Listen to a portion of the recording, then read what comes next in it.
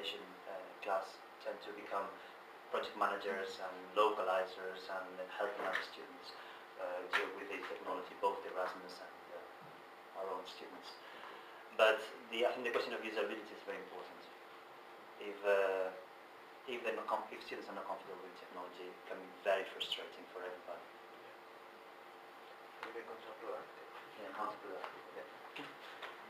I think we've talked about some of these things. I think we need to finish now, so I think we're going to stop there unless you have any questions or any comments, or well, we're going to be here for the rest of the week.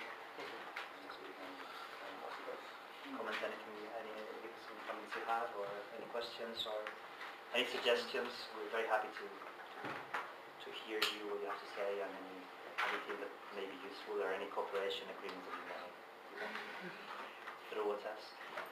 I'd just like to suggest that this free software thing, it's also a question of educating people little by little, like you educate the clients. So perhaps you could start just using OpenOffice for some things, and then, for memories and everything, you use your traverse away. But, you start little by little introducing. We're encouraging OpenOffice, as you know, at university. Again, it's almost a question of distinguishing between free and open source. There's a difference, and you talk about that in your papers and in your articles, etc. We support open source. I think that's good for the improvement of tools and improvement of knowledge and improvement of university. Free is difficult.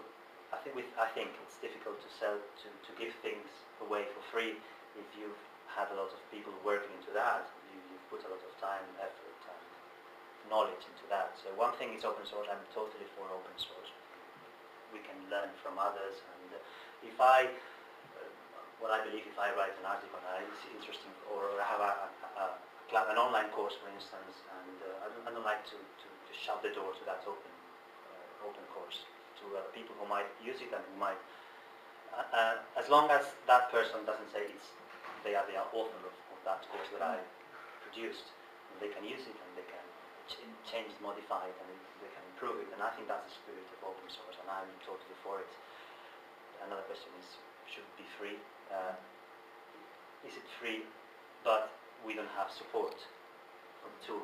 That's a tricky thing, because they become critical. Technology becomes very critical, and if something crashes, it's terrible. So, well, thank you. Thank you.